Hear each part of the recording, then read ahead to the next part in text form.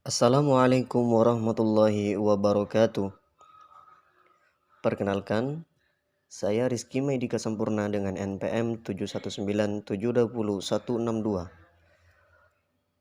Pada pertemuan kali ini, saya akan menjelaskan beberapa hal dari proposal yang sudah saya buat dengan jenis proposal metode kuantitatif.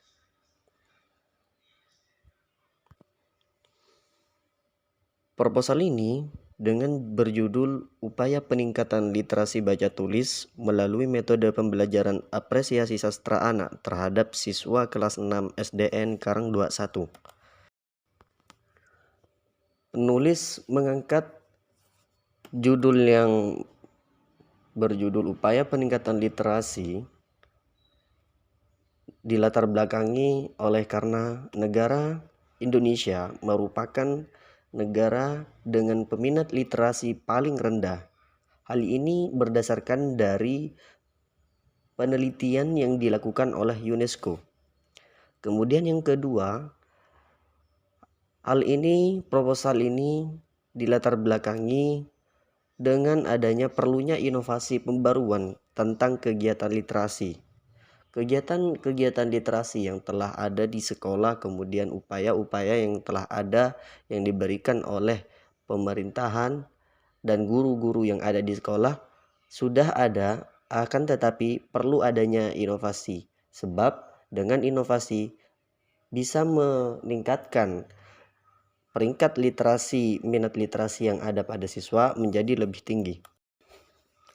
Dari latar belakang tersebut melahirkan sebuah rumusan masalah bagaimana metode pembelajaran apresiasi sastra anak terhadap siswa kelas 6 di SDN Karang 21. Yang kedua, apakah ada pengaruh pembelajaran apresiasi sastra anak terhadap peningkatan literasi baca tulis siswa kelas 6 di SDN Karang 21? Adapun tujuan penelitian ini untuk mengetahui peningkatan literasi baca tulis melalui metode pembelajaran apresiasi sastra anak terhadap siswa kelas 6 SDN Karang 21. Ada beberapa manfaat daripada penelitian yang dilakukan oleh peneliti saat ini. Yang pertama bagi penulis, yakni memberikan wawasan, pemahaman, dan pengalaman lebih luas tentang literasi baca tulis melalui metode apresiasi sastra anak terhadap siswa kelas 6 SDN Karang 21. Manfaat bagi guru, sebagai sentral utama selama proses pembelajaran, guru dapat menambah referensi sebagai upaya peningkatan literasi baca tulis pada siswa. Kemudian bagi siswa sebagai objek penelitian diharapkan dapat menguasai cara mengapresiasi melalui sastra anak dan dapat meningkatkan minatnya dalam dunia literasi. Bagi sekolah, sebagai suatu program berkewajiban bagi sekolah guna meningkatkan pengalaman literasi bagi siswa. Dalam definisi operasional variabel, menurut Elizabeth Sulby 1986, merupakan kemampuan berbahasa yang dimiliki oleh seseorang dalam berkomunikasi, yakni membaca, menyimak, menulis, berbicara yang berbeda sesuai dengan tujuannya. Kemudian definisi operasional variabel yang kedua yakni kata sastra anak. Sastra anak merupakan gabungan dari dua kata yang dirangkai menjadi satu kata sebut yang bermakna. Wallach dan Warren 2014 halaman 24 dalam Siti Anafiyah menyatakan bahwa kata sastra berarti karya seni imajinatif dengan unsur estetisnya dominan yang bermediumkan bahasa yang dapat berupa tulisan ataupun lisan. Sementara anak diartikan sebagai manusia yang masih kecil atau bocah. KBBI online. Pada landasan teori, yang pertama literasi, dalam bahasa Latinnya literasi bermakna huruf atau keaksaraan. Sederhananya, literasi merupakan kemampuan manusia dalam membaca dan menulis dengan maksud memperoleh informasi dan memahami sumber bacaan. Literasi berperan penting dalam usaha pembentukan sikap, karakter, nilai, perasaan, hubungan, dan aspek kontekstual. Berdasarkan uji literasi yang dilakukan oleh beberapa lembaga, literasi membaca dan menulis siswa Indonesia perlu ditingkatkan. Rendahnya literasi siswa Indonesia dapat dilihat dari data berikut. Pertama, berdasarkan data PIRLS pada tahun 2011, Indonesia berada di peringkat 45 dari 48 negara yang dievaluasi PIRLS 2011. Kedua, berdasarkan data PISA pada tahun 2015, Indonesia berada di peringkat 64 dari 70 negara yang dievaluasi OECD 2016. Kemudian yang kedua, apresiasi sastra anak. Apresiasi berasal dari bahasa Inggris yakni appreciation. Apresiasi kegiatan yakni bisa juga dikatakan sebagai suatu kegiatan yang mengakrabi karya sastra secara sungguh-sungguh. Sedangkan hakikat sastra anak itu sendiri merupakan semua jenis penulisan kreatif dan imajinatif yang khusus untuk dibaca dan menghibur anak. Dalam sastra anak tidak ada pembatasan pada penulisannya sama sekali. Penulis sastra anak tidak terbatas oleh siapa saja. Akan tetapi yang lebih difokuskan pada sastra anak itu dibuat untuk siapa dan dibaca oleh siapa. Pada sastra anak tentu yang membaca adalah anak-anak. Maka dari sastra anak tidak bisa menggunakan kata-kata yang berat, sehingga sulit untuk dipahami oleh anak-anak. Dari metode pembelajaran apresiasi sastra anak untuk meningkatkan literasi baca tulis siswa, maka siswa akan mendapat banyak hal, tidak hanya literasi saja yang meningkat. Namun, melalui metode apresiasi sastra anak, siswa juga mengalami peningkatan di beberapa aspek seperti ketajaman perasaan, penalaran, daya ingat, daya khayal, serta kepekaan terhadap masyarakat atau lingkungan masyarakat, budaya, dan lingkungan hidup. Penelitian yang relevan, ada 2 penelitian yang relevan. Yang pertama dilakukan oleh Yusrawati JR Simatupang dari Universitas Bina Bangsa Sempena dengan judul Strategi Guru dalam Menumbuhkan Literasi Baca Tulis melalui Program GLS. Kemudian penelitian yang relevan kedua dilakukan oleh Rusniana dan kawan-kawan dengan judul Pengaruh Gerakan Literasi Sekolah Terhadap Minat Baca dan Hasil Belajar Bahasa Indonesia pada siswa kelas 4 SD Negeri 1 Penatih. Berikut merupakan kerangka konseptual dari penelitian saat ini.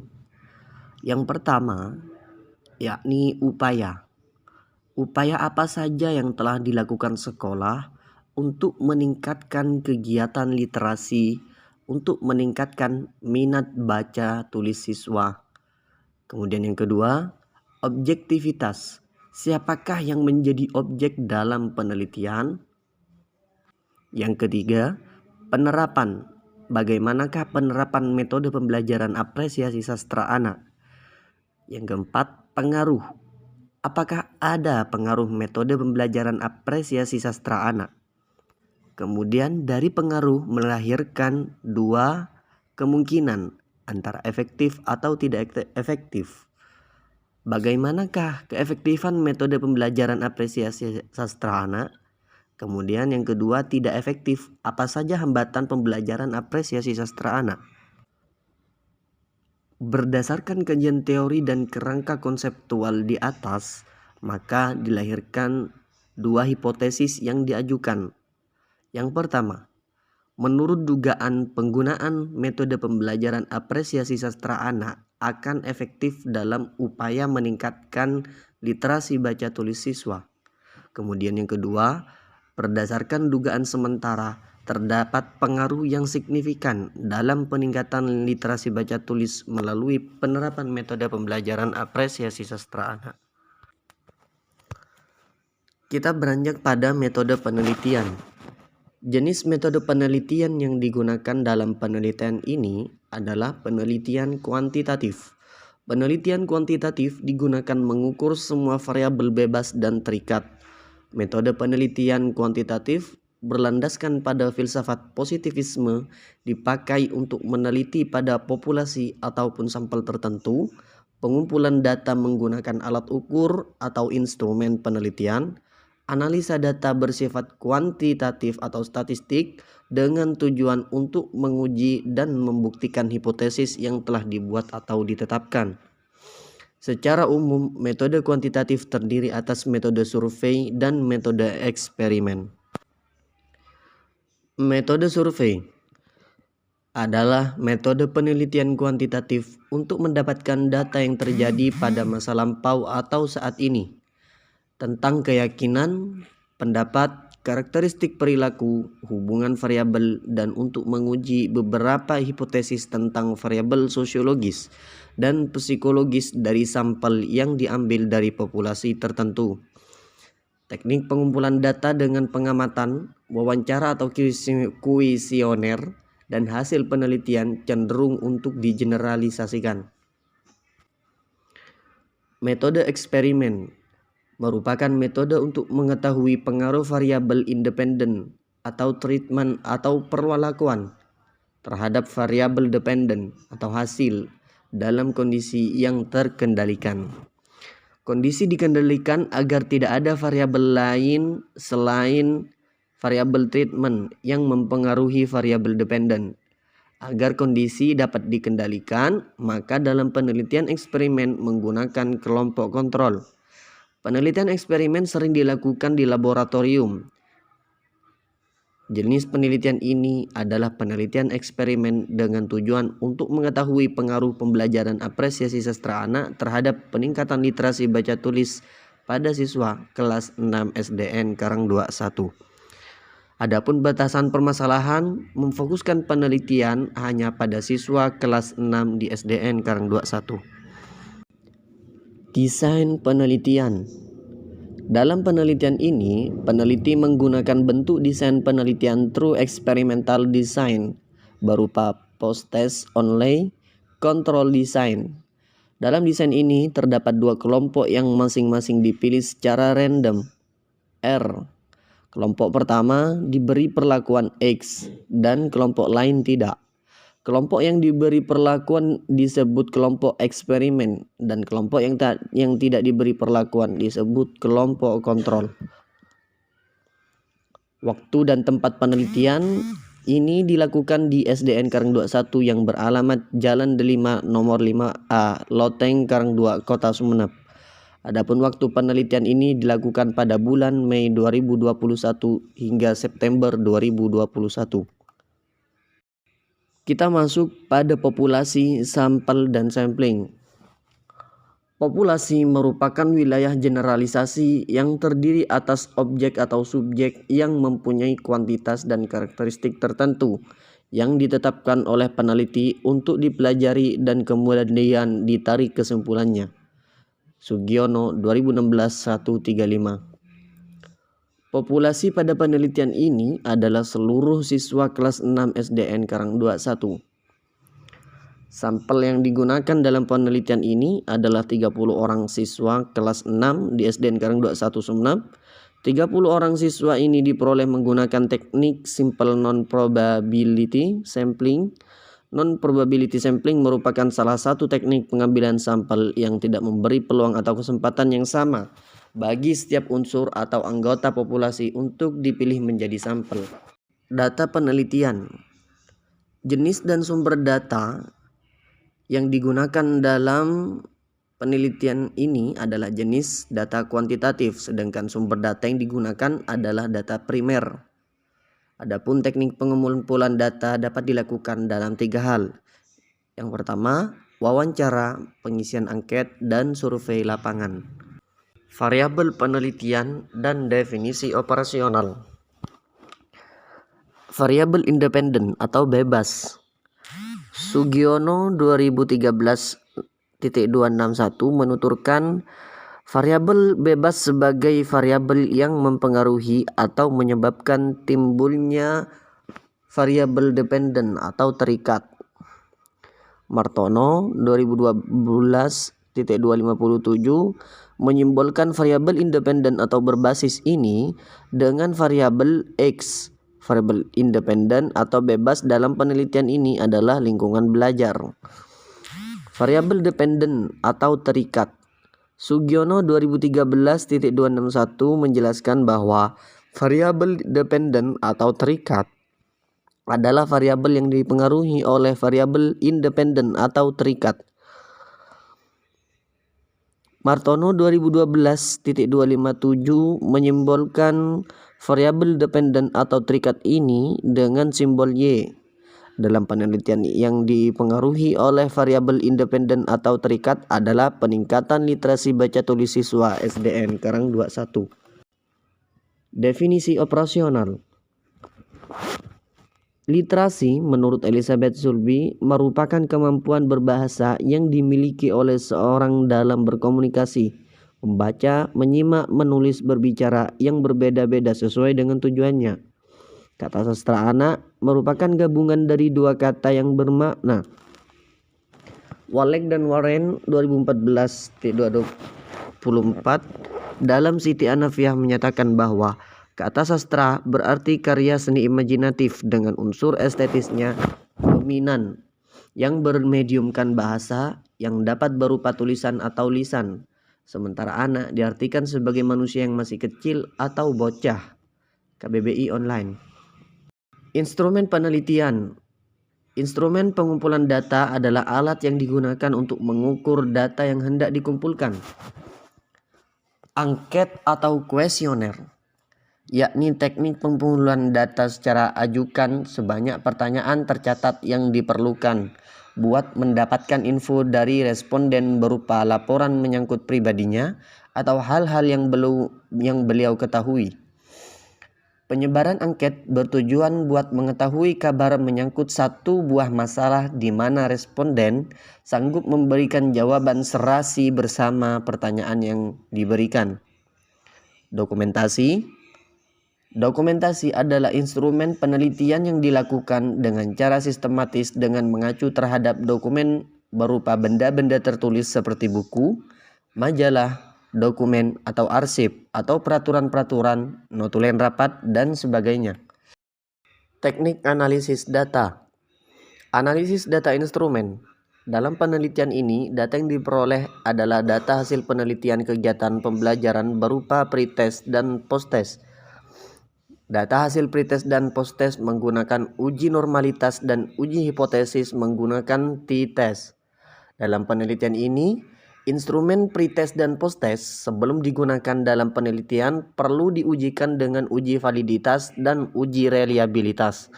Seperti yang Ari Kunto jelaskan bahwa instrumen yang baik adalah instrumen yang valid dan reliabilitas.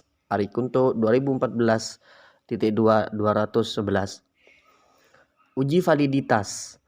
Uji validitas di sini dilakukan untuk mengetahui ketepatan dan absahan instrumen yang digunakan dalam pretest maupun posttest. Uji reliabilitas. Penelitian ini melakukan uji reliabilitas untuk mengetahui tingkat kepercayaan atau kehandalan instrumen yang digunakannya. Instrumen dikatakan dapat dipercaya jika memberikan hasil yang tetap apabila diteskan berkali-kali. Sebuah tes dikatakan reliable apabila hasil-hasil tersebut merujuk pada ketetapan. Dengan kata lain, jika kepada para peserta didik diberikan tes yang sama pada waktu yang berbeda, maka setiap siswa akan tetap berada dalam urutan atau ranking yang sama dalam kelompoknya. Suharsimi Arikunto 2013.274. Analisis data hasil penelitian. Setelah data yang dibutuhkan dalam penelitian ini didapatkan, maka selanjutnya data tersebut akan dianalisis melalui uji normalitas dan uji hipotesis dengan cara uji statistik. Uji normalitas menurut Ghazali 2016 dilakukan untuk menguji apakah pada suatu variabel independen dan variabel dependen ataupun keduanya mempunyai distribusi normal atau tidak normal. Apabila suatu variabel tidak berdistribusi secara normal, maka uji statistik akan mengalami penurunan. Uji normalitas yang digunakan dalam penelitian ini bertujuan untuk mengetahui adakah perbedaan pengaruh antara anak yang mempunyai lingkungan belajar yang baik dengan